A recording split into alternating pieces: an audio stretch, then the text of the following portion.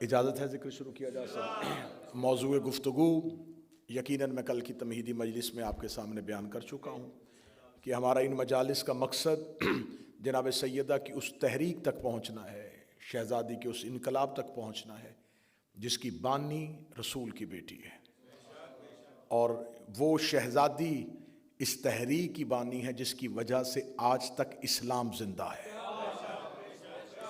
इस्लाम जिंदा है तो वो सबब फातिमा है।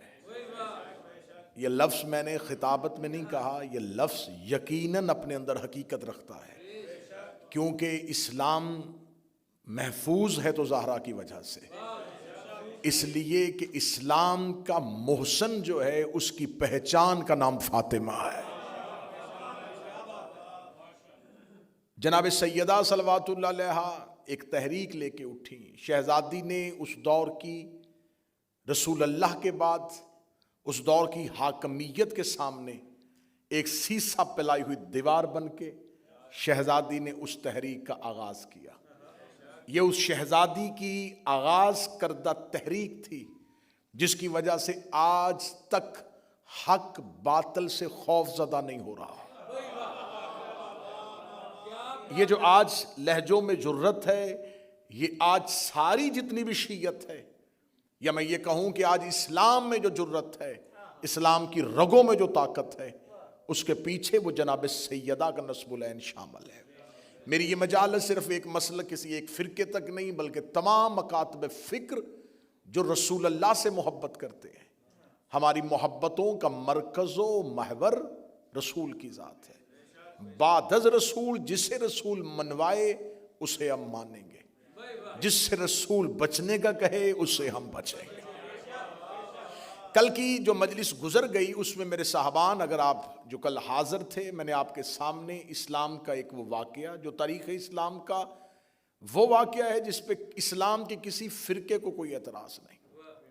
ये बात ज़हन में रखिएगा कि मुअर्रिख़ीन वाक़यात लिखते हैं, नताइज बदलते हैं। देखिए, अखबार जो होती है, जो न्यूज़पेपर होता है, उसका मजहब नहीं होता। तारीख की जो हकीकत है वो एक अखबार की है। मौरख हम तक तारीख पहुंचा देता है।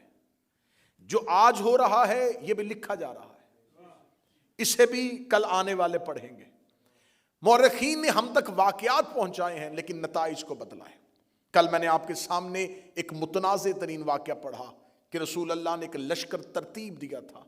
जब रसूल कह रहे थे और रसूल उस पे तायीद भी कर रहे थे, रसूल उस हुक्म की तामील पे जोर भी दे रहे थे, लेकिन क्या वजूहात बनी कि कुछ अहबाब ने, कुछ लोगों ने रसूल अल्लाह के हुक्म की नाफरमानी की। और फिर उससे बड़ा सितम यह है कि जिन्होंने हुक्म नहीं माना था वही बाद में इस्लाम के वारिस बने। वो कि आम लोग नहीं थे, उन्हें बाद में मसनद दी गई, उन्हें आला ओहदे दिए गए और उन्हें नवाजा गया। खुदा ने कुरान में हुक्म दिया है, अहले इल्म तशरीफ फरमाएं, आज की मजलिस शुरू हो गई। कुरान ने हुक्म दिया है कि हर एक को चाहिए कि वो अपनी जिंदगी में वसीयत करे। ये हुक्म है कि तुम्हें चाहिए कि तुम अपनी जिंदगी में वसीयत करो ताकि तुम्हारे बाद तुम्हारे वर्सा में इंतशार ना हो, झगड़ा ना हो। यह हुक्म कुरान ने मखसूसी नहीं दिया, अमूमी दिया है। यह नहीं कहा कि जिनके पास जमीन है वो वसीयत करो, जिनके पास विरासत है वो वसीयत करो। हर एक से कहा है कि तुम वसीयत करो। यह हुक्म इस्लाम का हुक्म है कि वसीयत करो। वसीयत का हुक्म भी अल्लाह ने दिया है, तवज्जो रखिएगा। और जिसको वसीयत की जाए उसे फिका और शरीयत में वसी कहते हैं। तकरीर शुरू हो चुकी साहबान, गुफ्तगू शुरू हो चुकी आज की। वसीयत जिसको की जाए उसे शरई जुबान में वसी कहते हैं। और अल्लाह का हुक्म है कि हर एक मुसलमान को चाहिए कि वसीयत करे। यानी कि अल्लाह कह रहा है कि हर मुसलमान को चाहिए कि वो अपनी जिंदगी में अपना वसी मुंतखब करे। जो करीब बैठो ये थोड़ी सहमत फरमा देना। खुदा चाहता है कि हर एक, बिस्मिल्लाह अर्शद तशरीफ ले, खुदा चाहता है कि हर मुसलमान अपनी जिंदगी में वसीयत करे और अपना वसी मुंतखब करे। जिसको वसीयत की जाए उसे वसी मुंतखब करे। यह कैसे हो सकता है कि अल्लाह मुसलमान से चाहे कि वह अपनी जिंदगी में वसी मुंतखब करे, और जो अपने इशारों से इस्लाम फैलाए, जिसके लहजे का नाम कुरान हो, उसे खुदा वसी मुंतखब करने का हुक्म न दे। आज हमने तारीख के एक दूसरे मौजू की जानब जाना है, और आज मुझे आपके सामने 3 हदीसें पढ़नी है। ये तीनों की तीनों हदीसें मुसलमानों के नजदीक मुस्तनद भी हैं, सही असनाद के साथ हैं, इनमें मुसलमानों में कोई झगड़ा नहीं। 3 हदीसें पढ़ूंगा जी। पहली है हदीस किरतास, दूसरी है हदीस हौज, तीसरी है हदीस सकलैन। और अगला लुत्फ यह है कि तीनों हदीसों का ताल्लुक कहीं ना कहीं फातिमा के साथ।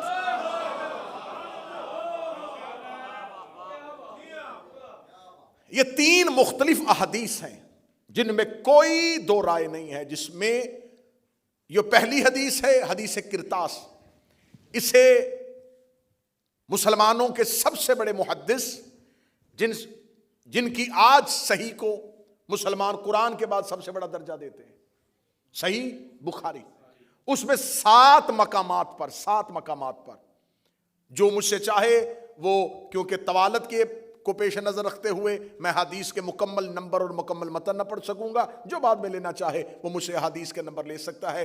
7 जगहों पे बुखारी ने इस हदीस को मुख्तलिफ जगहों पे नकल किया। यह हदीस सिर्फ सही बुखारी में नहीं आई, इसे मुस्लिम ने लिखा, इसे तिरमिज़ी ने लिखा, बाद में बुखारी की शरह लिखने वालों में से सबसे बड़े शारे इब्न हजर अस्कलानी ने फतहुल बारी में लिखा, और फिर आज तक इस हदीस को अहले सुन्नत के अकाबरीन ने मौजू करार दिया है। ये हदीस मुस्तनद है, सही असनाद के साथ है। इस हदीस के जो बुखारी ने रावी लिए हैं, वो रावी मुख्तलिफ 4 लोग हैं। 4 मुख्तलिफ लोगों से उन्होंने हदीस ली है, लेकिन जिसने बयान की है वो एक ही है। ये हदीस जो आई है ये पहुंची है अब्दुल्ला इब्ने अब्बास से। अब्दुल्ला इब्ने अब्बास कोई आम सहाबी नहीं, मुफस्सरे कुरान है। रसूल अल्लाह ने इनकी शान में बहुत सी हदीस भी बयान की हुई है। अब्दुल्ला इब्ने अब्बास इसका मरकजी रावी है। उसके बाद सईद इब्ने जुबैर ने भी ली है, अब्दुल्ला इब्ने मसऊद ने भी ली है, मुख्तलिफ रावी है। अब्दुल्ला इब्ने अब्बास कहता है कि वो अपनी जिंदगी में कहा करते थे, यौमल खमीस मा यौमल खमीस, हाय जुमेरात का दिन, हाय वो जुमेरात का दिन। बुखारी कहता है, सही बुखारी में बिल्कुल इन्हीं अल्फाज के साथ है कि जब अब्दुल्ला इब्ने अब्बास कहते जुमेरात का दिन, यौमल खमीस मा यौमल खमीस, जुमेरात का दिन, हाय जुमेरात का दिन, ये कह के वो रोते, इतना रोते कि जमीन पर पड़े हुए कंकर उनके आंसुओं से तर हो जाते। जब वो इस शिद्दत के साथ रोते, और फिर मुख्तलिफ लोग जो उनके पास बैठे होते, उन्होंने इस रवायत, इस हदीस को नकल किया कि वो कहते हैं कि हाय काश मैं अपनी जिंदगी में वो जुमेरात ना देखता कि जब रसूल अपने हुजरे में शिद्दत मर्ज में तड़प रहे थे, और रसूल ने अपने हुजरे में कहा था कि आओ मैं तुम्हें कुछ लिख दूं, कागज और कलम लेके आओ। सुनिएगा हदीस, कागज और कलम लेके आओ, कलम और किरतास लेके आओ, ताकि मैं तुम्हें कुछ लिख दूं, ताकि तुम मेरे बाद गुमराह ना हो जाओ। लफ्ज ब लफ्ज बुखारी से हदीस लेके पढ़ रहा हूं। जिसको चाहिए हवाला मेरे पास इस वक्त भी डिजिटल लाइब्रेरी में फोन में मौजूद, 7 मकामात पे सही बुखारी में, मुस्लिम ने, जितनी किताबें चाहोगे उसमें लिखा हुआ है। रसूल अल्लाह ने कहा कि मुझे कागज और कलम दो, मैं तुम्हें कुछ लिख दूं, ताकि एक एक लफ्ज पे गौर करना, ताकि मेरे बाद तुम गुमराह ना हो जाओ।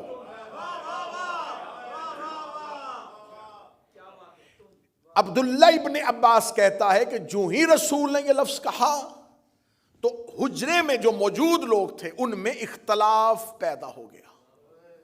मैंने कल की मजलिस में कहा था इख्तलाफ नबी की जिंदगी में हुआ। इख्तलाफ ये लफ्ज है बुखारी के कि रसूल के हुजरे में मौजूद सहाबा इकराम के दरमियान इख्तलाफ पैदा हुआ। एक ग्रोह कह रहा था कि रसूल मांग रहे हैं कागज कलम दो। एक ग्रोह जिनकी नुमाइंदगी उमर इब्ने खत्ताब कर रहे थे उन्होंने कहा कि कागज कलम की जरूरत नहीं, और उन्होंने एक लफ्ज कहा जो बुखारी ने लिख दिया है, हाजर रसूल अल्लाह। इन्हें तो हज़ियान हो गया है, ये तो शिद्दत मर्ज के साथ बड़बड़ा रहे हैं, हस्बुना किताबुल्लाह, हमें अल्लाह की किताब काफी है। मैं लफ्ज पढ़ रहा हूं, अगर मुझे कहेंगे तो मैं अभी फोन खोल के बिल्कुल बुखारी का वही मतन पढ़ना शुरू कर दूंगा। जब उन्होंने ये लफ्ज कहा तो रसूल अल्लाह ने कहा कुमु इन्नी, उठो मेरे पास से चले जाओ, मुझे उस हाल में रहने दो, मैं इसमें खुश हूं बजाय उस हाल के जिसमें तुम मुझे लेके जा रहे हो। यह कह के नबी ने उनको हुजरे से निकाल दिया। इसके बाद अब्दुल्ला इब्ने अब्बास कहता है कि सईद इब्ने जुबैर कहता है अब्दुल्ला इब्ने मसऊद से भी नकल हुआ कि इब्ने अब्बास कहता है, अब बुखारी ने देखिए आगे खयानत क्या हुई है कि फिर रसूल ने 3 वसीयतें की। पहली वसीयत की कि मुशरकीन को जजीरा अरब से निकाल दो, पहली वसीयत। दूसरी वसीयत की मेरे बाद आने वाले वफूद का वैसे ही ख्याल रखना जैसे मैं अपनी जिंदगी में रखता था। सर उठाना मेरी शिया कौम का नौजवान, मैं सबसे बड़ी इल्मी चोरी और इल्मी दहशतगर्दी आपके सामने रखने लगा हूं। इसके बाद बुखारी कहता है कि सईद इब्ने जुबैर कहता है कि रसूल ने कोई तीसरी वसीयत भी की थी जो हम भूल गए। 2 वसीयतें हमें याद हैं, तीसरी वसीयत को या तो इब्ने अब्बास ने हमें नहीं बताया, या सईद कहता मैं भूल गया, या उसके बाद वाने कहते हम भूल गए। लेकिन बुखारी ने 7 मकामात में लिखा कि वो तीसरी नबी की वसीयत उम्मत तक नहीं पहुंची। ये है वो हदीस जिसे कहते हैं हदीस किरतास। इसके अगर आप नंबर चाहेंगे, इंटरनेशनल का जो नंबर जो बुखारी की मरकजी जिल्द है, ये सबसे पहले 114 नंबर पे बुखारी ने इस हदीस को नकल किया है। उसके बाद ये 6 मुख्तलिफ मकामात पर हदीस आई है, थोड़े थोड़े लफ्ज बदले हैं लेकिन मरकजी मतन तब्दील नहीं हुआ। ये है सबसे पहली हदीस। अब जब मैंने इस हदीस को देखा कि इसको मुखालिफीन मजहब ने इस हदीस के बारे में क्या लिखा है, तो उन्होंने इस हदीस में मुख्तलिफ किस्म के बहाने तराशे हैं। उन्होंने पहला बहाना जो बयान किया है, मैंने इस पे इतनी मेहनत की है कि जिन्होंने इस हदीस को दिफा करने की कोशिश की है उन्हें पढ़ा भी है, और जो लिखते नहीं उन्हें सुना भी है कि आखिर इसका दिफा कैसे कर रहे हैं, किस चीज के साथ दिफा कर रहे हैं। अब उन्होंने पहला दिफा क्या किया, उन्होंने कहा पहला दिफा यह है कि जब रसूल ने कहा था कि मुझे कागज कलम दो, तो उस वक्त सहाबी का इनकार करना इस बात की दलील है क्योंकि रसूल इम्तिहान की वजह से मांग रहे थे, इम्तिहानन मांग रहे थे, क्योंकि अल यौमा अकमलतु लकुम दीनकुम के बाद दीन कामिल हो गया था, किसी मजीद फरमान की जरूरत नहीं थी। तो नबी सहाबा का इम्तिहान लेना चाहते थे कि देखूं कि मैं इनसे कागज कलम मांगूं तो ये मुझे देते हैं, अगर ये मुझे देंगे तो फिर मुझे पता चल जाएगा कि जब अल्लाह ने कह दिया है कि दीन कामिल हो गया तो फिर ये किसी और नई चीज को क्यों लिखवा रहे हैं। तो लिहाजा रसूल सहाबा का इम्तिहान ले रहे थे, तो सहाबा अपने इम्तिहान में कामयाब हो गए, उन्होंने कागज कलम नहीं दिया। ये पहली तवील है। जामिउल अज़हर मिस्र से शुरू करूंगा और मिर्जा मोहम्मद अली इंजीनियर तक आ जाऊंगा जिन्होंने इस हदीस को दिफा करने की कोशिश की। दूसरी तवील बयान की, उन्होंने कहा दूसरी वजह यह कि हजरत उमर इब्ने खत्ताब समझ गए थे, उनकी दूर अंदेशी थी कि रसूल अल्लाह कहीं कुछ ऐसा ना लिख दे जो बाद में उम्मत उस पर अमल न कर सके और गुनाहगार हो जाए। यह है दूसरी तावील, यह है दूसरी तावील। आइए अब चलते हैं तीसरी तावील की तरफ। मौजू पसंद है या नहीं पसंद है? तीसरी तावील की तरफ। तीसरा बहाना क्या किया उनका? तीसरा बहाना यह है कि जब रसूल कह रहे थे कि कागज कलम लाओ, और उस वक्त जो इनकार किया गया वो इस वजह से कि रसूल उस वक्त शदीद बीमार थे और सहाबा नबी से बहुत मोहब्बत करते थे। उन्हें खबर थी कि अगर नबी कुछ लिखेंगे तो नबी को लिखने में तकलीफ होगी, तो लिहाजा उन्होंने नबी को लिखने से मना किया। यह है तावीलें, यह है बहाने। मेरी आवाज सिर्फ हुसैनियत तक नहीं, दुनिया में फैलेगी। आपकी वसातत से मैं पैगाम पहुंचाने लगा हूं अपने अहले सुन्नत भाइयों तक। तुम्हें रसूल का वास्ता एक शख्स को बचाने के लिए, एक सिर्फ एक पर्सनैलिटी को बचाने के लिए, एक जात को बचाने के लिए इस्लाम के साथ इतना घरौना मजाक न करो। हकीकत का सामना करो, हकीकत को आंखों में आंखें डाल के कबूल करो। अब तुमने 4 तवीलें की जो तुम्हारे जामिल अजहर मिस्र से शुरू हुई और जेहलम में बैठे हुए मिर्जा मोहम्मद अली तक उसने यही तवीलें पेश की। यही वजह थी, इसके अलावा कोई वजह नहीं थी। आओ एक एक तवील पे बात करते हैं। पहली तवील, तुमने कहा कि रसूल ने इम्तिहानन कहा था। जब रसूल ने इम्तिहानन कहा था तो जब सहाबा इम्तिहान में कामयाब हो गए तो रसूल ने बजाय मुबारक देने के हुजरे से क्यों निकाला?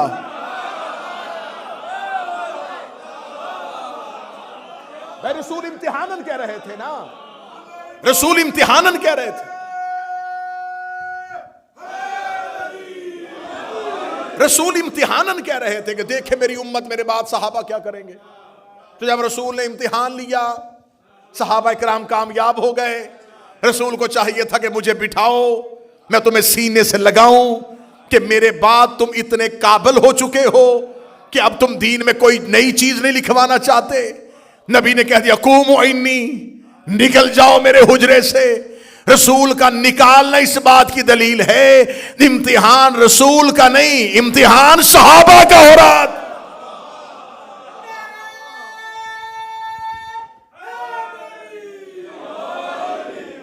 अब इस हदीस को, और मैं जब इसको इस पे पूरा तैयार कर रहा था कि इस हदीस को हमने कैसे दिफाई पोजीशन पे आके इसका सामना करना है, तो मुझे, मैं सबको सुन रहा था राजा, तो मुझे एक यूट्यूब पर स्कॉलर है मिर्जा मोहम्मद अली, उसने अपने इस हदीस पे बहस करते हुए किबला कहा कि ये वो हड्डी है हदीस किरतास जिसे न अहले सुन्नत निगल सकते हैं न उगल सकते हैं।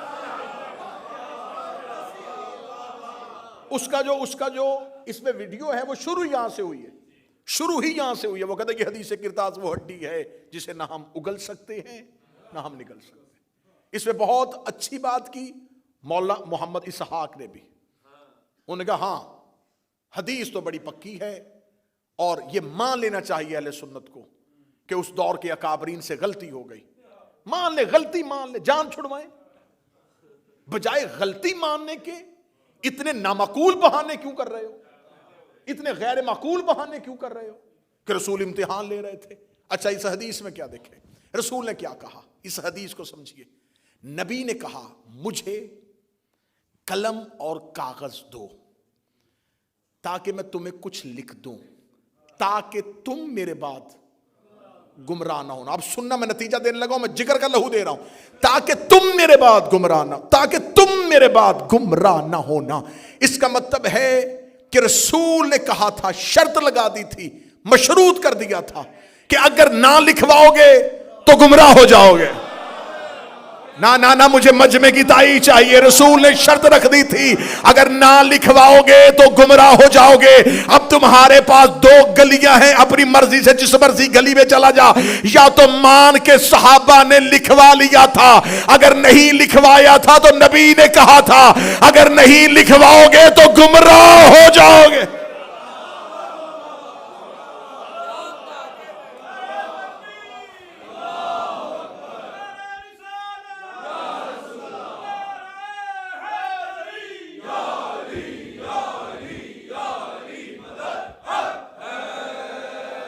अगर ना लिखवाओगे तो गुमराह हो जाओगे।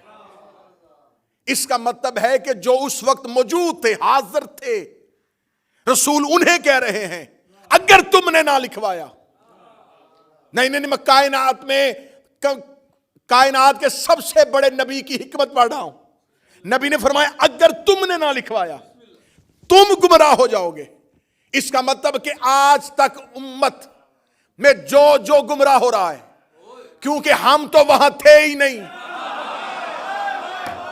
बोलो जो हुसैन के नौकर बैठे हो, मेरा आज का अहले सुन्नत भाई, तुम भी वहां पे नहीं थे, फिरके बने ही नहीं थे। जब तुम बने ही नहीं थे तो इसका मतलब कि आज जो गुमराह हो रहा है, हम तो वहां पर थे ही नहीं। वहां पर तो कुछ और लोग मौजूद थे जिन्हें नबी ने कहा था अगर तुमने ना लिखवाया तो तुम गुमराह हो जाओगे। इसका मतलब वो गुमराह हुए थे कागज कलम ना देने की वजह से। क़यामत तक उम्मत गुमराह होगी उनकी वजह से।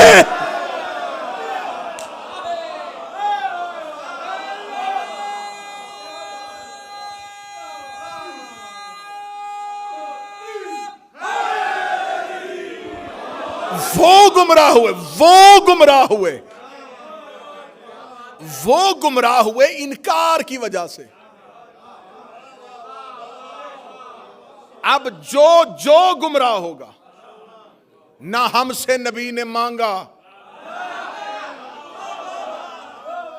क़यामत वाले दिन अल्लाह किसी गुमराह को जहन्नम में फेंकेगा तो वो कह देगा मेरे अल्लाह मेरा कोई कसूर नहीं है, काश मेरे तक वो तहरीर आ जाती। अल्लाह कहेगा तुझ तक तहरीर आई नहीं तो फिर उसे माना क्यों था जिसने तहरीर का इनकार किया।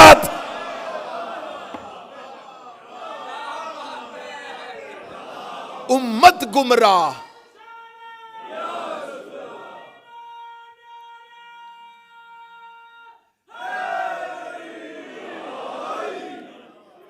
अगला जुमला कहूं जी, जुमला कहूं अगर ज़हन तैयार है। इसका मतलब है कि उम्मत सिर्फ इब्लीस की वजह से गुमराह नहीं हो रही। बोल सको जो बोलो जो हुसैन के नौकर बैठे। इसका मतलब है कि उम्मत सिर्फ शैतान की वजह से नहीं, उसका काम खत्म हो गया।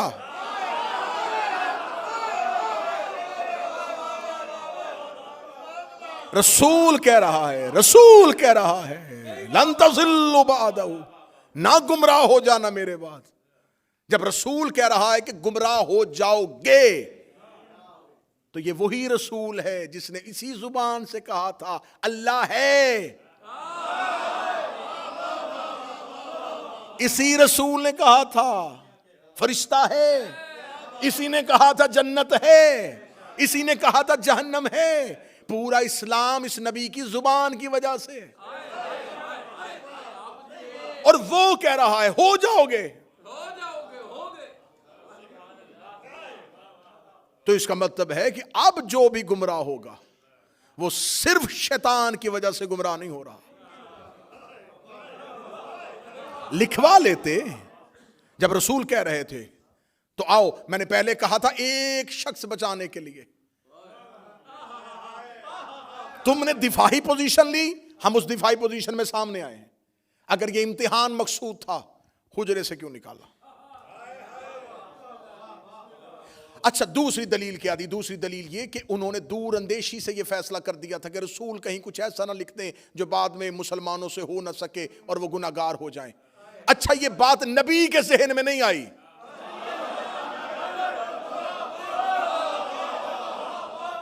वो जो उम्मत की शफाअत करने वाला है, सहाबी पे वही नहीं होती, सहाबी पे अल्हाम भी नहीं होता। तो इसका मतलब जो बात हिकमत पैगंबर और तदब्बुर रसूल में नहीं थी, वो बात एक कदम आगे बढ़ के इन्होंने क्यों सोची? फिर तीसरी तवील बयान की कि मोहब्बत की वजह से रसूल कह रहे थे और ये समझ रहे थे कि रसूल को लिखने में तकलीफ होगी। आए कुरान से पूछें कि मोहब्बत रसूल अपनी सोच की वजह से होती है या अताअत की वजह से होती है?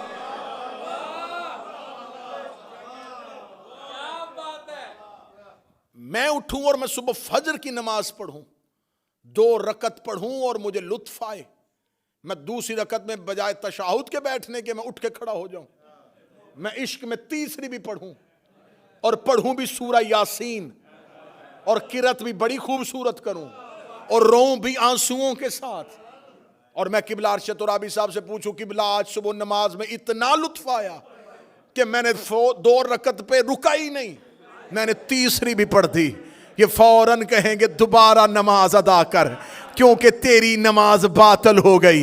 मैंने कहा तीसरी रकत में यासीन पढ़ी थी, रुकू में रोया भी बड़ा था, उन्होंने कहा 2 पढ़ी थी तो अताअत थी, तीसरी पढ़ी तो बगावत हो गई।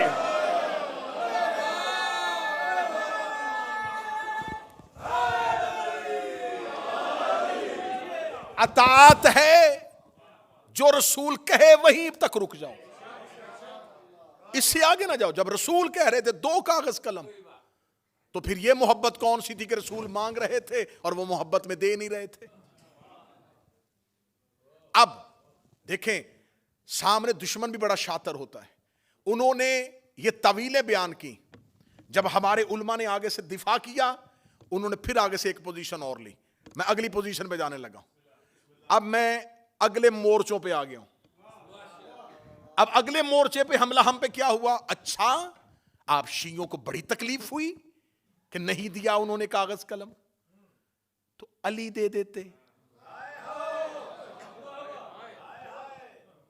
अली दे देते। अच्छा, ये हिकमत मुझे आज तक समझ में नहीं आई कि जवाब देने की बजाय फौरन कहते हैं अली ने क्यों नहीं किया,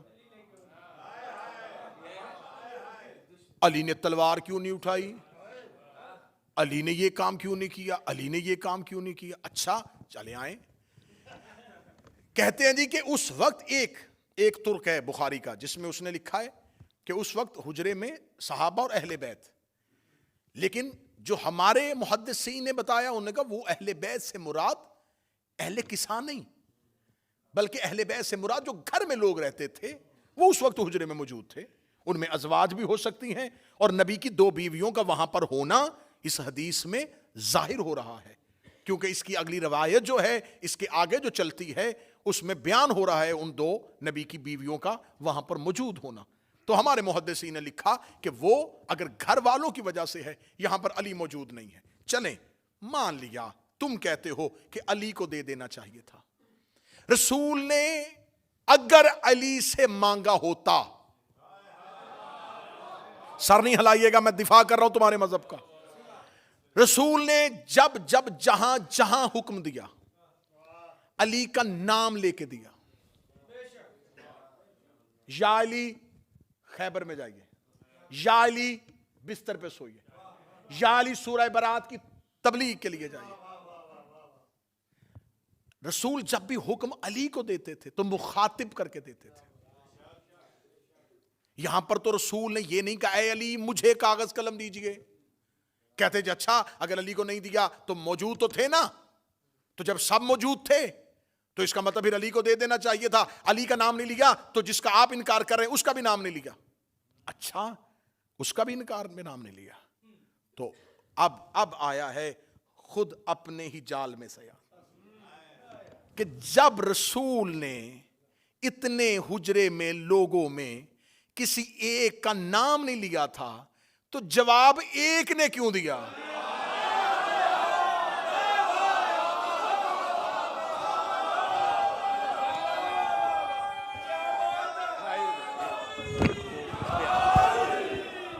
जवाब एक ने क्यों?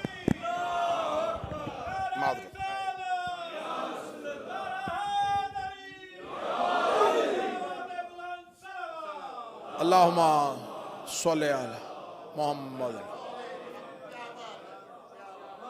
जवाब बता रहा है कि मुखातिब कौन था।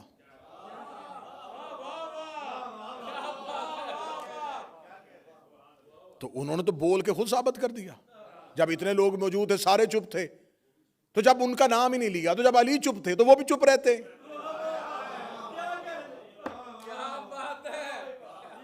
अच्छा, अली ने कागज कलम क्यों नहीं दिया, इस बात में बहस बाद में करेंगे। पहले ये बताओ, अली ने इनकार तो नहीं ना किया?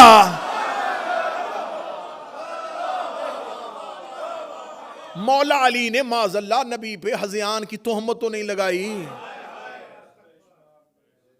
तो ये इनकार क्यों किया गया?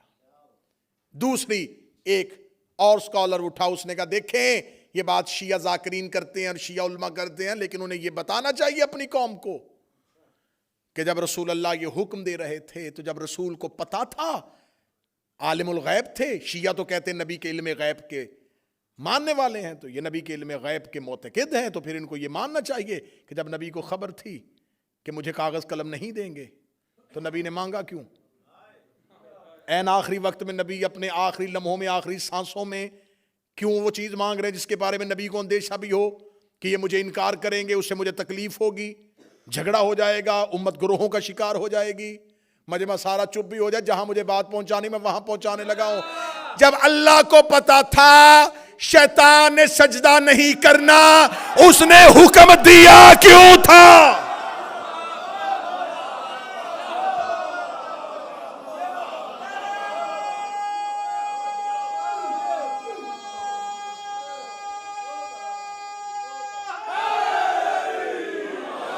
हम नबी के इल्म गैब में बाद में आएंगे कि नबी का इल्म गैब जो है वो कोई फिरका मानता है, कोई फिरका नहीं मानता, लेकिन अल्लाह को आलिमुल गैब हर ला इलाहा इल्लल्लाह पढ़ने वाला मानता है कि अल्लाह गैब का आलिम है, अल्लाह गैब का इल्म रखने वाला है, वो गैब के सारे पर्दों से वाकिफ है, वो गैब से सारे राजों से वाकिफ है। जब अल्लाह को पता था कि फरिश्तों की महफिल में एक ऐसा बैठा है जिसने इनकार कर देना है, तो अल्लाह ने सजदे का हुक्म क्यों दिया था?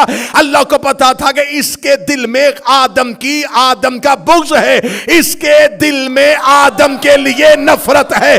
अल्लाह को पता था कि जब तक मैं आदम की खिलाफत का ऐलान नहीं करूंगा, इसकी दिल की मुनाफकत जुबान पे नहीं आएगी। अल्लाह ने आदम की खिलाफत का ऐलान किया ताकि मुनाफकत बाहर आए। नबी ने कागज कलम मांगा ताकि मुनाफकत बाहर आए।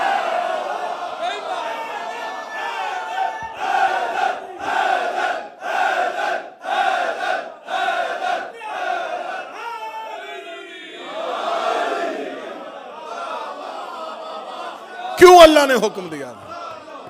अल्लाह ने हुक्म दिया ताकि मुनाफिकत बाहर आए। तो ये रसूल अल्लाह है, ये रसूल अल्लाह है, ये भी वही करता है जो अल्लाह करता है, बल्कि अल्लाह इससे वही करवाता है जो वो खुद करता।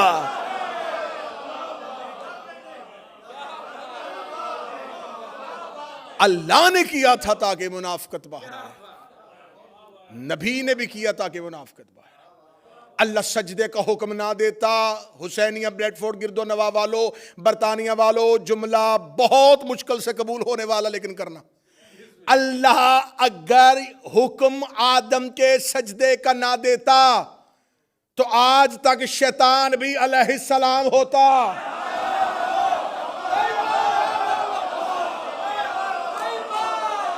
मजमा खामोश हो गया, मैं जुमला कह गया, क्योंकि वो अलैहिस्सलामों में रहता था।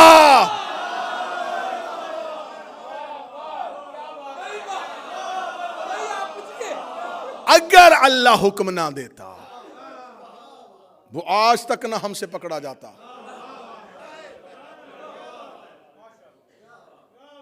अल्लाह ने हुक्म दिया ताकि अलैहिस्सलामों में एक लानतुल्लाह बाहर आए। तो ये तो तौहीद का मंशूर है, ये तो इलाही नस्बुलैन है, ये तो दस्तूर इलाही है कि वो मुजरम को हमेशा ऐसे ही पकड़ता है। फिर रसूल ने कहा कि मैं तुम्हें लिख दूं ताकि तुम मेरे बाद गुमराह ना हो जाओ। अच्छा, अली ने क्यों नहीं लिखवाया? अली को गुमराही का खतरा होता तो लिखवाता।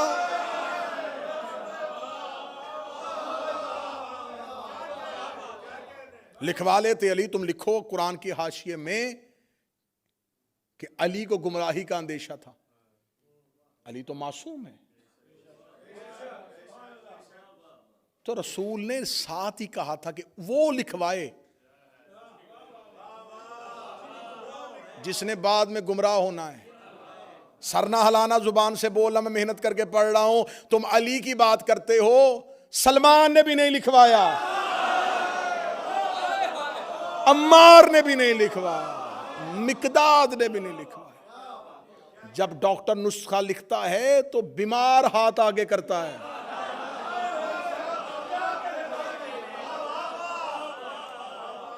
डॉक्टर एक मरीज को नुस्खा लिख के दे रहा और साथ एक सेहतमंद बैठ के कहे एक कॉपी मुझे भी दे दे, या वो खांसता हुआ मरीज उस सेहतमंद से कह दे अच्छा मौका है, लिख रहा है, तू भी लिखवा ले। वो कहेगा मैं लिखवाऊं क्यों, मुझे मर्ज ही कोई नहीं, ताकि तू मेरे बाद गुमराह ना हो जाए। ये पहली हदीस मैंने पढ़ दी, ये हदीस किरतास। दूसरी हदीस फिर लिख दी बुखारी ने। अब मैं क्या करूं, नबी से लिखवाई नहीं और सही बुखारी में 7 दफा लिख दी।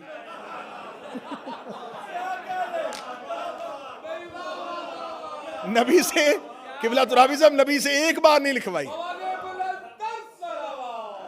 अल्लाहुम्मा सल्ली अला, नबी से एक दफा नहीं लिखवाई और बुखारी में बार बार लिख दी। चले मैं, क्योंकि ये वीडियो कैमरे की मौजूदगी में बात हो रही है, तो ये जो हदीस किरतास है ये बुखारी में पहला इसका हदीस नंबर 114 3168 दूसरी जगह पे आई, 4431 तीसरी जगह पे आई, 4432 चौथी जगह पे आई, 7366 ये 5वीं जगह पे आई है, 3053 और 5669 ये है 7 वो हदीसों का नंबर जिसमें बुखारी ने हदीस किरतास को लिखा।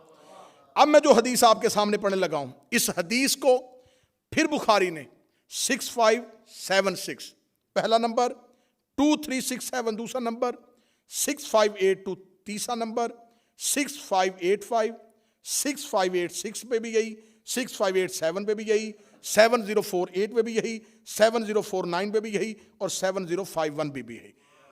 ये अगली हदीस में मैं पढ़ने लगा हूं। पहली उतर गई जी, क्या बात है, बेहतरीन उतरी, क्या बात। रसूल ने कहा लिख दे, उन्होंने कहा हमें नहीं लिखवाना, क्यों, हस्बुना किताबुल्लाह, हमें अल्लाह की किताब काफी।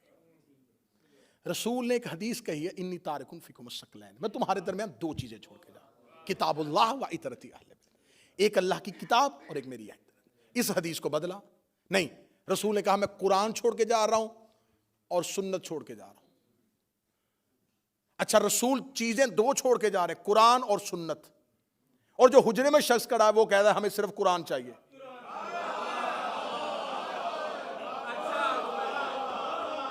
अब तुमने हदीस तुमने बदली, हमने नहीं बदली, हदीस तुमने बदली है। अब तुम्हारी बदली हदीस तुम्हारे गले में आने लगी है।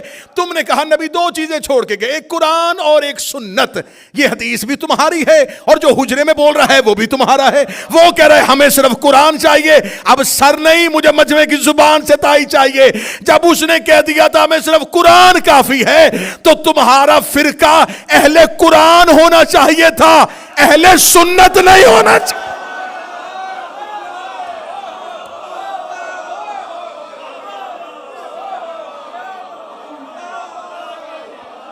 फिरके का नाम होना चाहिए था फिरकाए अहले कुरान।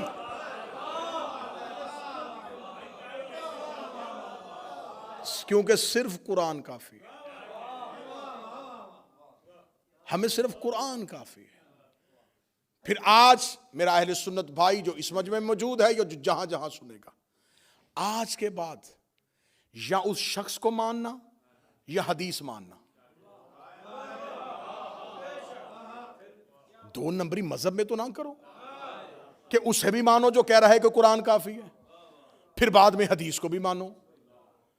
अगर हदीसें पढ़नी है तो फिर उसे छोड़ो, अगर उसकी फर्माबरदारी करनी है, उसे मानना है, उस पर यकीन रखना है, फिर अहादीस का इनकार करो, क्योंकि उसने मजमा आम में कहा है कि हस्बुना किताबुल्लाह, हमें अल्लाह की किताब काफी है। दूसरी हदीस मैंने फिर उसके ये सारे नंबर नोट करवा दिए। ये हदीस फिर बुखारी में आ गई। इस हदीस को कहा जाता है इमरान भाई हदीस से हौस, 2 इमरान इकट्ठे, और तज़किरा आले इमरान का। दूसरी जगह पे हदीस आई, हदीस हौस। इस हदीस के 4 तुर्क हैं, 5 रावी हैं, मुख्तलिफ असनाद के साथ इसको नकल किया गया। इसमें लिखा गया कि रसूल अल्लाह खुद बयान करते हैं कि क़यामत वाले दिन मैं हौज़े कौसर पे हूंगा, या कुछ मेरे असहाब में से कुछ लोगों को लाया जाएगा। जो ही वो मेरे करीब आने लगेंगे तो फरिश्ते उनको हौज़े कौसर से ऐसे हटाएंगे जैसे अजनबी ऊंट को खेत से निकाला जाता है। वो उन्हें हटाएंगे, धक्के मार के हटाएंगे। एक अजनबी ऊंट, ये अरब की मिसाल है कि एक चरता हुआ ऊंट किसी के खेत में चला जाए तो वो प्लीज कह के तो नहीं उसे निकालेगा। उस किसान को कितनी तकलीफ होगी जिसकी फसल को एक आवारा ऊंट आ जाए। अब मैं नहीं बयान कर सकता कि क़यामत वाले दिन क्या होगा, बस तुम अपने जहन में अपने मुआशरे की मिसाल रख दो कि जैसे वो निकालता है ऐसे फरिश्ते उन्हें हटाएंगे, पीछे कर देंगे हौज़े कौसर से। और नबी कहेंगे मेरे अल्लाह ये मेरे असहाब है। हदीस में लफ्ज असहाब आया, मेरे पास मौजूद। रसूल कहेंगे मेरे अल्लाह ये मेरे असहाब है, या फरिश्ते कहेंगे या रसूल अल्लाह इन्होंने तेरे बाद तेरे दीन को बदल दिया था और गुमराह हो गए थे। बोलो जो अली के नौकर बैठे हो, जो हुसैन के अज़ादार बैठे हो। इन्होंने तेरे बाद तेरे दीन को बदल दिया था और गुमराह हो गए थे। ये कहां से हटाए जाएंगे? हौज़े कौसर से। या रसूल अल्लाह, अगर आपने, और यहां पर लफ्ज आया है कि मेरे असहाब में से, शुक्र है कि हदीस लिखने वालों ने असहाब लिख दिया है। ये इस इल्मी जुर्रत को सलाम करना चाहिए कि यहां असहाब लिख दिया है कि मेरे असहाब में से कुछ लोग आएंगे जिनको हटा दिया जाएगा। इन्हें तूबा से नहीं फरिश्तों ने हटाया, फरिश्ते पहुंचाते पहुंचाते इन्हें हौज़े कौसर तक ले आए। जब इनको हटाना ही था तो फरिश्ते तो मासूम हैं, इन्हें महशर की अदालत में पहले ही हटा देते। वहां नहीं हटाया, तूबा पे नहीं हटाया, जहां नामा इमाल तुल रहे थे वहां नहीं उठाया। हौज़े कौसर आखिरी चेक पोस्ट है जन्नत के बाहर।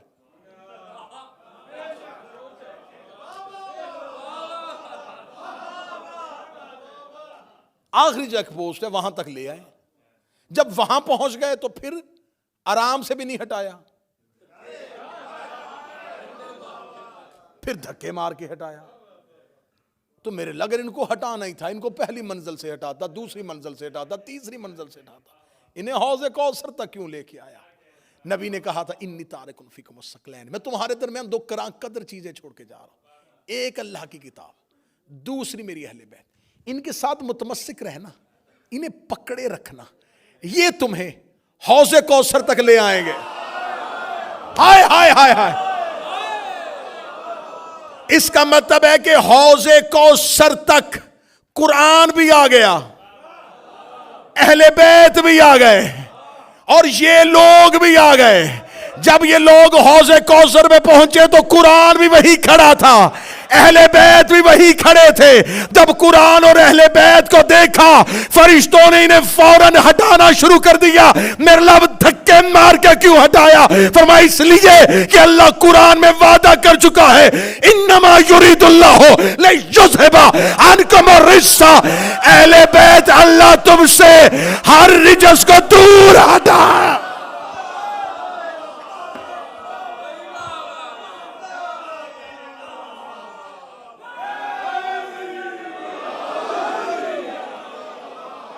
ये है हौज़ कौसर। इस हदीस को कहा हदीस हौज, हौज वाली हदीस। हौज कहते हैं तालाब को। इस चश्मे का नाम कौसर नहीं है। हाँ हाँ हाँ, समझना, ये है हौज़े कौसर, कौसर का चश्मा।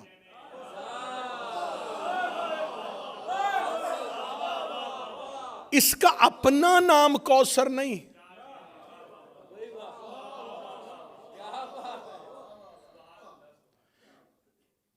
ये है कौसर का चश्मा। इसका मतलब कौसर और है, चश्मा और है। अगले जुमले तक मुझे अज़ादार मातमी की ताई चाहिए। फरिश्ते इन्हें घसीट कर कौसर तक लेके आए थे। खुदा कुरान में कहता इन आते नकल कौसर, मेरा मोहम्मद हमने तुम्हें कौसर अता की है। आइमाए अहले बैत ने कहा कौसर से मुराद है हमारी दादी ज़हरा। इसका मतलब ये है ज़हरा का चश्मा, ये है ज़हरा का चश्मा। बंदे ज़हरा के चश्मे से हटाए इसलिए गए कि मोहब्बत नबी का दावा करते थे, दुश्मनी ज़हरा से करते थे।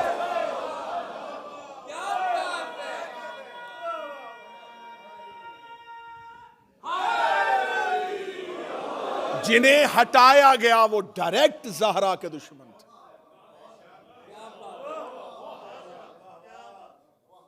अगली सतर भी तुम्हारा ही हक बनता है और तुम्हें हदिया की जाए। हौज़े कौसर पे जो ड्यूटी करेंगे, हौज़े कौसर पे नबी मौजूद होंगे। अली साकिये कौसर है।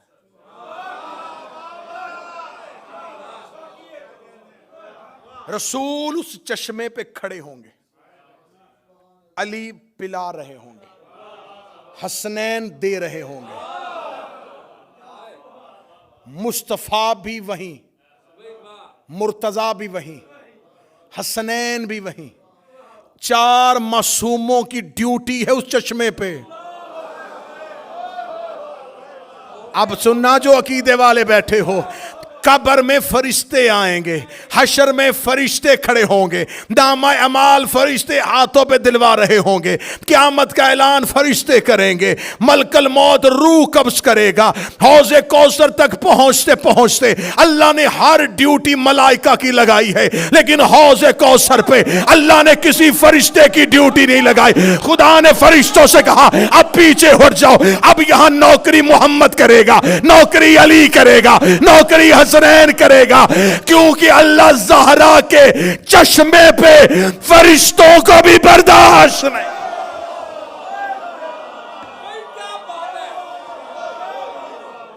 अल्लाह ज़हरा के चश्मे,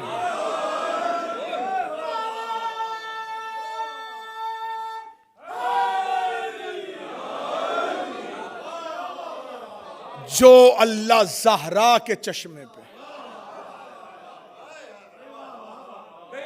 किसी फरिश्ते को बर्दाश्त नहीं करता, वो ज़हरा की जगीर पे, ज़हरा के हक पे, जो ज़हरा के चश्मे पे किसी मलक के मुकर्रब को नहीं आने देता, वो ज़हरा के दरवाजे पे आग लगती देख रहा।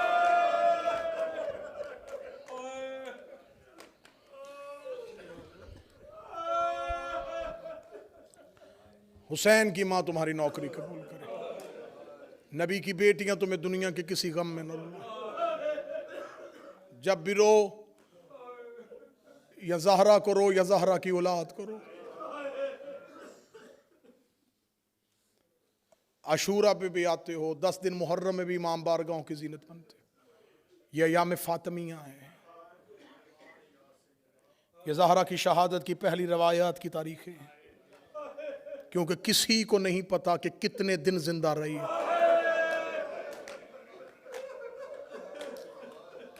मैं मिन्नत करके कहूंगा अयाम फातिमिया पे गफलत ना बरता करो। मैंने खुद किबला तुराबी साहब कुम में आयतुल्लाह वहीद खुरासानी की तकरीर सुनी थी। उन्होंने जुमला कहा था, अगर तुम चाहते हो तुम्हारी कब्र की पहली रात अली तुम्हारा शुक्रिया अदा करने, कभी ज़हरा के हक से फरामोश ना रहना।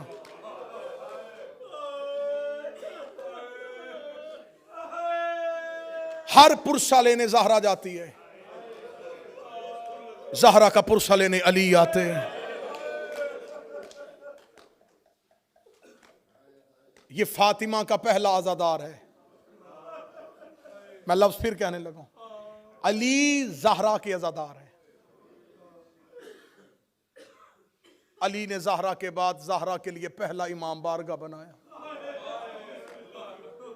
रेत पे बैठ के रोता था कायनात का अली। हम इन्हीं अयाम में से को दिन तलाश करते हैं। कितनी गुर्बत है मोहम्मद की बेटी पे। न किसी को शहादत की तारीख का पता है, न किसी को कब्र का पता है। ये भी नहीं पता ये कब शहीद हुई। ये भी नहीं पता कि अली ने कहां दफन की। इन राजों से पर्दा उठाएगा जब फातिमा का बेटा आएगा। मैं मिन्नत करके कहूंगा, अयाम फातिमिया को तर्क ना किया करो। कोशिश करो इन मजलिसों की, ये नहीं कि सिर्फ यहां जहां जहां अयाम फातिमिया की मजलिसें हो, ज़हरा की मजलिस पे जरूर जाया करो। इसलिए कि ये हर मजलिस में सबसे पहले आती है। जहां तुम हुसैन की मजलिस पूरा साल करवाते हो, ये बीबी सबसे पहले आती है। इसकी मजलिस पे सारे आते हैं। इसकी शहादत करबला की शहादत से बड़ी शहादत है। जिसका जुमला है अल्लाह उसी को अजर दे। मैं मिंबर से अयाम फातिमिया का मुसाहिब पढ़ते हुए जुमला पढ़ने लगा हूं। अशूरा से ज्यादा दुख है फातिमा के मुसाहिब में। जिसके हिस्से का गम हुआ वो सीने पे हाथ मार लेगा। आप कहेंगे अशूरा कहां? यहां एक बीबी शहीद हुई, वहां हुसैन के घर से 72 जनाजे निकले। एक ही फर्क पढ़ूंगा, अगला फर्क ना मैं पढ़ सकता हूं ना तुम सुन सकते हो। वहां माओं के सामने बेटों को मारा गया था, यहां बेटों के सामने मां को मारा गया। बेटे देख रहे थे, बेटे देख रहे थे, मां जख्मी हो गई।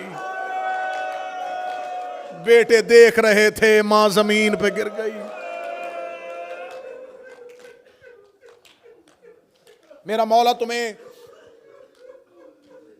नजफ ले जाए। मौला अमीरुल मोमिनीन के जिस सहन में दाखिल हो गए, गुंबद, हरम, जर्री पे जाओगे, शहनशाहियत, जलालत। जब जियारत की किताब उठाओगे, जियारत का पहला लफ्ज़ अस्सलामु अलैका या वलल मज़लूम। ऐ कायनात के पहले मजलूम, तुझ पर हमारा सलाम हो। मुझसे सवाल करो कि अली कायनात का पहला मजलूम क्यों है। मेरी आंखों के सामने मौला अब्बास का आलम है। मैं गाजी मौला से माफी मांग के जुमला कहने लगा हूं, मौला अब्बास आप भी बड़े मजलूम हैं, लेकिन तेरा बाबा तुझसे बड़ा मजलूम है। मैं फिर मुसाए में जुमले रोक रोक के पढ़ रहा हूं ताकि किसी मोमन को ज्यादा तकलीफ ना हो।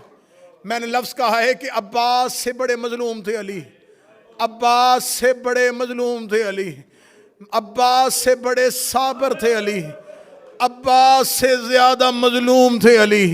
मुझसे सदर अगली सुनना और घर तक मातम करना।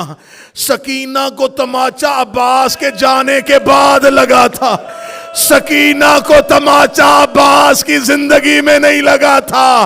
अली जिंदा थे, ज़हरा का हाथ चेहरे पे आ गया, रोग के दिया अली मेरा रुखसार जख्मी। अजरो अल्लाह, अजरो अल्लाह। मौला तुम सबकी दुआएं कबूल करे। अल्लाह उस बीमार को सेहत दे। रोते भी आओ, दुआएं मांगते आओ। अली जिंदा थे, जिंदा थे अली। या ज़हरा का हाथ चेहरे पे, बीबी का हाथ पहलू पे। कितने दिन जिंदा रही किसी को नहीं पता, 30, 75, 90। मैं इस पे बहस ही नहीं करूंगा कि कौन सी रवायत ज्यादा बेहतर है। हमने तो सिर्फ रोना है। हम रोने के लिए एक ही बात पे रो लेते हैं, जितने दिन भी जिंदा रही है, रही रोती है।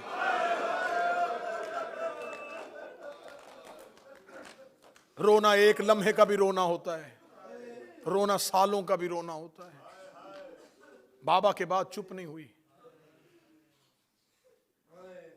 मुझे ये एजाज हासिल है, मेरी नस्लें भी ये कर्जा उतारना चाहे नहीं उतार सकती। मुझे मिंबर से इज्जत मिली है इस बीबी के नाम की वजह से।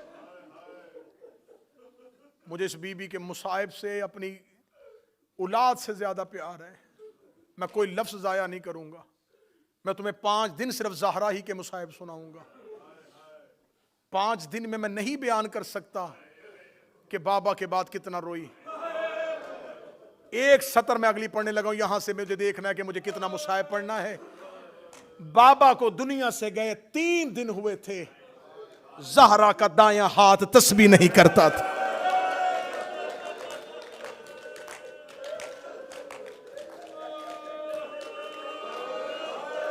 बीबी दाएं हाथ से तस्बीह नहीं करती थी। बीबी दाएं हाथ से तस्बीह नहीं करती थी। मैं जुमले भी पढ़ रहा हूं और मजमे को भी देख रहा हूं। जो नहीं रो सका जनाब ज़हरा, उसे माफ कर देना। उसके समझने में गलती नहीं है, मेरे पहुंचाने में गलती हो गई है। मैंने जुमला का बाबे के 3 दिन के बाद तनवीर बीबी दाएं हाथ से तस्बीह नहीं करती थी। मुझे इस मिंबर की इज्जत की कसम है, मुझे अब्बास के अलम की कसम है। मैं 14 की कचहरी में खड़ा होकर जुमला पढ़ने लगा हूं। तुम्हारे डर से मिंबर पे जाकिरीन पढ़ते हैं कि बीबी दाएं हाथ से तस्बीह इसलिए नहीं पढ़ती थी कि बीबी का दाएं हाथ पहलू पे था। ये मोहम्मद की नमाजी बेटी थी। ये अपनी एक तकलीफ की वजह से अपने हाथ को तस्बीह से महरूम नहीं कर सकती थी। बीबी का पहलू जख्मी सिर्फ नहीं था, बीबी तस्बीह इसलिए नहीं पढ़ती थी, बीबी के हाथ की उंगलियां शहीद हो गई थी। मोहम्मद की बेटी का हाथ तस्बीह पढ़ने के काबिल नहीं था, तस्बीह के काबिल नहीं था। सिर्फ पहलू नहीं, सिर्फ पहलू नहीं, हाथ जख्मी। तेहरान के बहुत मशहूर रोजा खान खतीब आलम दीन उस्ताद हुसैन इंसारियान मरकजी खतीब थे ईरान के। इनको सुनने के लिए जम्मे गफीर आता था। उस्ताद अंसारियान तेहरान की मरकजी इमाम बारगाह में बीबी ज़हरा के मुसाइब पढ़ रहे थे। उस्ताद ने पढ़ दी ज़हरा की शहादत। मजलिस तमाम हो गई। उस्ताद इमाम बारगाह के हुजरे में चले गए, जाके बैठ गए। इमाम बारगाह खाली हो गया। एक शख्स की चीखों की आवाजें मुसलसल आ रही थी। उस्ताद ने मजलिस के काफी देर बाद जब मुसलसल गिरिए की आवाज सुनी तो उन्होंने इमाम बारगाह के मुंतजमीन से कहा, कौन शख्स है जो अभी तक रो रहा है? कहने लगे उस्ताद कई बार गए हैं, एक बूढ़ा है जो बैठा है इमाम बारगाह में, उसकी चीखें खत्म नहीं हो रही। उस्ताद ने कहा मुझे उसके पास लेके जाओ। उस्ताद अंसारियान अपनी जगह से उठे, उस बुजुर्ग के पास आए, जमीन पे बैठे, सीने से लगाया, बीबी ज़हरा का पुरसा दिया, बीबी फातिमा की ताज़ियत की। करने के बाद माथा चूम के कहने लगे मुझे बता सकता है कौन सा ऐसा जुमला है जो तुझे अभी तक रुला रहा है? उसने चीखे मारते हुए उस्ताद की तरफ देखा। उसने कहा मैंने ज़िंदगी में पहली बार ज़हरा की शहादत सुनी है। उस्ताद तूने मिंबर पे जुमला पढ़ दिया है कि फातिमा की पसलियाँ शहीद हो गई थी। उस्ताद ने कहा हाँ मैंने जुमला पढ़ा है। कहने लगा मैं पेशे के एतबार से डॉक्टर हूँ, मैं हड्डियों के मर्ज का इलाज करता हूँ। मुझे कुरान की कसम है किसी की एक पसली टूट जाए उसे सांस ले लेते भी तकलीफ होती है। अल्लाह जाने इतने दिन मोहम्मद की बेटी किस हाल में जिंदा,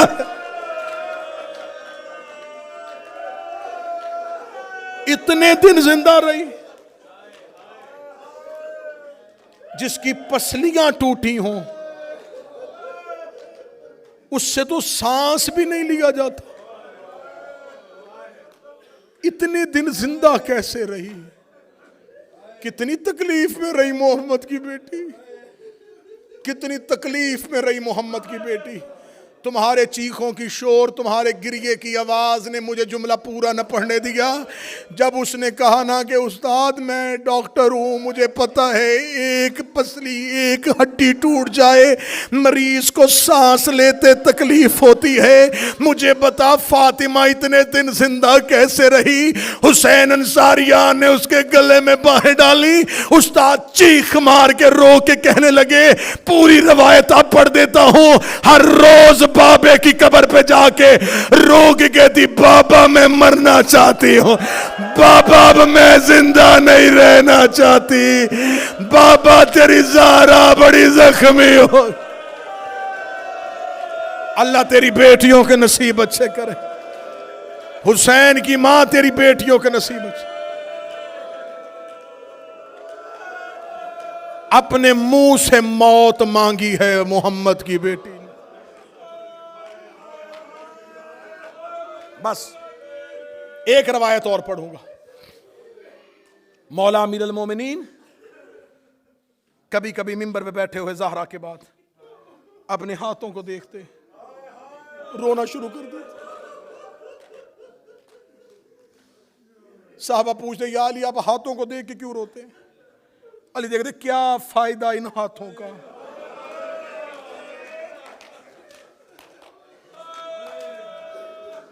ज़हरा जख्मी चली गई,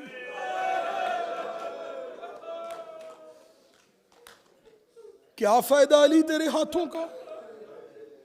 हसरत अली के दिल में थी, काश मुझे नबी हुक्म ना देते, मुझे रसूल की वसीयत ना होती, रसूल ने मुझे तलवार न्याम में रखने का हुक्म ना दिया होता। मैं इनसे पूछता, ये ज़हरा के दरवाजे पे ऊंची आवाज में बोले कैसे। हसरत बाबे की दिल में रह गई। अली हो गए ज़ईफ, आ गया दुनिया में अब्बास। आखिरी रवायत सुना, आखिरी रवायत सुना। अली की दिल में रह गई, अब्बास दुनिया में आ गए। अब्बास ज़हरा की बेटियों की गोद में पलना शुरू हुआ। एक दिन बीबी उम्मुल बनीन के पास गोद में आके अब्बास रो के कहते हैं, अम्मा उम्मुल बनीन मैं बहनों के साथ रहता हूं, घर में रहती हैं तो चुप रहती हैं, ये बकिया में जाके रोती क्यों है?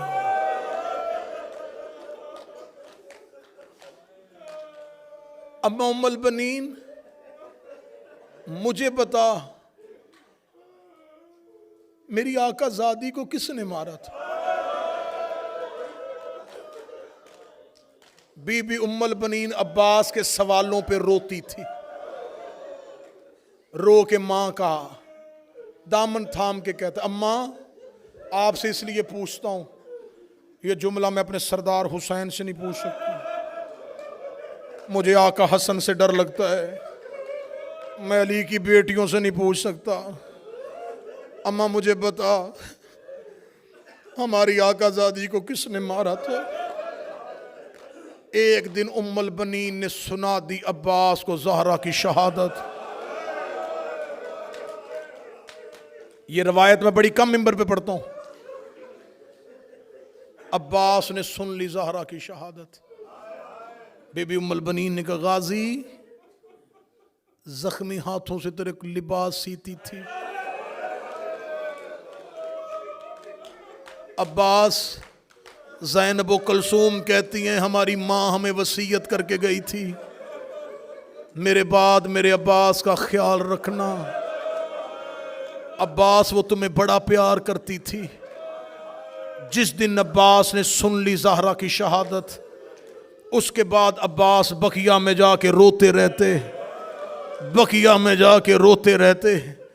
एक दिन मौला अमीर अल मोमिनीन घर आए, आखिरी जुमले पढ़ रहा हूं, 2 या 3 मिनट में खत्म होने लगी रवायत। घरों तक रोना, बिस्तर तक रोना, अयाम फातिमिया में याद कर करके इस रवायत को रोना। मौला अली घर आए, बीबी उम्मुल बनीन सहन में मुस्तरब होके चक्कर लगा रही हैं। अली ने कहा, उम्मुल बनीन इस तरह आपकी ये कैफियत क्यों, इतनी बेचैनी का आलम क्यों? फरमाया, अली सुबह से अब्बास घर से गया है, मगरब हो गई है, अब्बास वापस नहीं आया। ये देखना था। मौला अमीर अल मोमिनीन ने अपनी तलवार दीवार पे लटकाई। फरमाया, उम्मुल बनीन क्या खतरा है अब्बास को? वो अली का बेटा है। बीबी उम्मुल बनीन कहती है, नहीं या अली, मुझे हासदीन मदीना से खौफ आता है, ये तेरी दुश्मनी में तेरे अब्बास से कोई बदला ना ले लें। या अली मैं बड़ी बेचैन हूँ। अमीर अल मोमिनीन ने फरमाया, उम्मुल बनीन तू बेचैन ना हो, मैं अब्बास को ढूंढ के लाता हूँ। अली मस्जिद में गए, मस्जिद खाली, अब्बास मौजूद नहीं। जब अली जन्नतुल बकी में पहुंचे, अब्बास ज़हरा की कब्र पे बैठा हुआ था। अब्बास को फातिमा की कब्र पे बैठा हुआ अली ने देखा। अली करीब आए। जब मौला अली ने अब्बास का चेहरा अपनी तरफ किया, अब्बास की चेहरा आंसुओं से भरा हुआ था। अब्बास के चेहरे पे मातम के निशान थे। अली ने अब्बास की बचपन में ये हालत देखी। अली ने गाजी को सीने से लगाया, रो के कहता, अब्बास तुझे क्या हुआ है? बाबे को जोर से दामन में लिया। लोग कहते, मुझे बता दिया है मां उम्मुल बनीन ने, मैं इसलिए कब्र ज़हरा पे आया हूं। या अली मुझे एक बार बता दे, मुझे मदीने में वो बंदा दिखा जिसने हुसैन की मां को तमाचा मारा था। मैं फातिमा से इजाजत लेने आया हूं। मैं रो रो के कह रहा हूं, हुसैन की मां, तुझे तेरी इज्जत का वास्ता मुझे इजाजत दे, मैं तेरा बदला लूं। मैं लोगों से जाके पूछूं इसके दरवाजे पे आग क्यों लगा। अल्लाह लानतुल्लाह अलल कौम ज़ालिमीन। मातम हुसैन।